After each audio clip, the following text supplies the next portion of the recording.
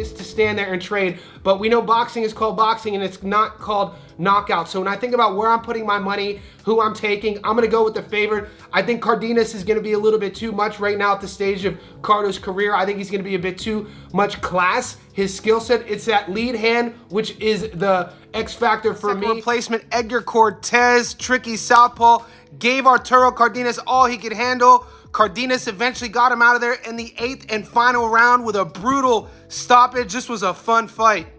Cortez somehow able to get out.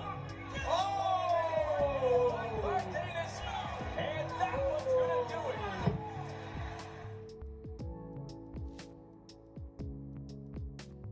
Respect fighter, those odds are pretty intense.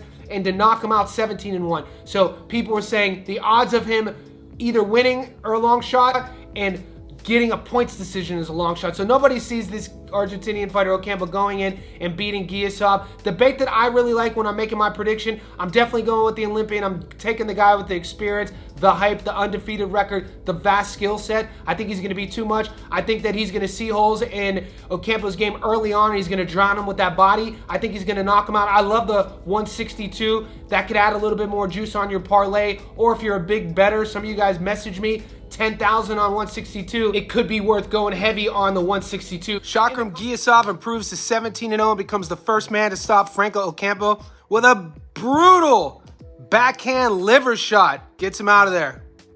Perfectly right there. Those shots right there, those hurt me right now. Just watching them, you can see the grimace in the face. That's a right hand to the liver. I mean, normally you're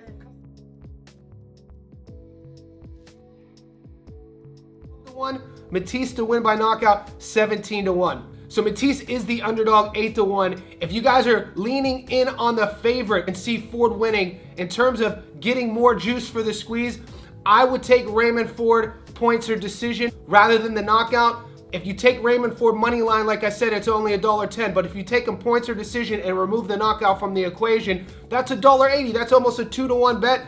I actually like that bet. If you guys are Thomas Matisse fans and think that the Cleveland, Ohio native is going to go into Atlantic City and upset the odds, as a knockout artist, 77% career knockout to win ratio, carrying that power late, the naturally bigger guy, I would take him to knock out Raymond Ford rather than just win a decision, considering his statistics. And if he does pull that off, that's 17-1. Now, where I'm going with my money, the smart money in my opinion, I'm going to take Raymond Ford to beat Thomas Matisse. I think that his momentum and his trajectory is putting him right in line to become a 2-division world champion in only his mid-20s. I just see this is probably the more likely thing to happen. Also, I'm not going to take the money line at $1.10. Love Raymond Ford on my parlay to decision.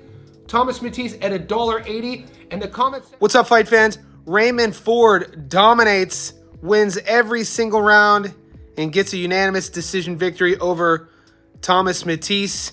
Is a world title next for Ford? Maybe Sugar Nunez? In the comments section below, rate Ford's performance 1 through 10. Let me know.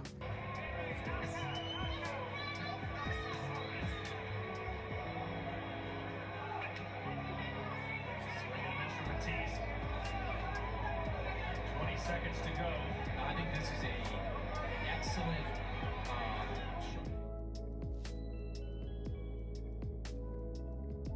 Looking at the odds on Boots' side, it's almost a 50-50 considering the Boots fans are picking him to both beat Stanionis and on the same token picking him to knock Stanionis out. With the Lithuanian, his fans are picking him more likely to win a decision. So to outpace, outpressure, outpoint Boots rather than to knock him out. Now, when I'm thinking about my money, where I want to go with this and my prediction, how do I bet against an undefeated knockout artist with the intangibles as Jaron Ennis? How do I bet against a guy who's physically gifted, has a speed advantage, has the power advantage like Jaron Ennis, who's been more active? With Eimantas Stanionis, this is hands down his biggest step up in competition. He did have a good fight last fight against a gritty opponent, but the guy only had 6 pro fights. With Jaron Ennis, you have to give all of the factors to his side. So I fully expect Jaron Ennis to display his skill set. I think he's going to dominate the Lithuanian fighter. I think that style, even though it's simple, it can be complex to a lesser fighter, but I think Boots is going to figure that out.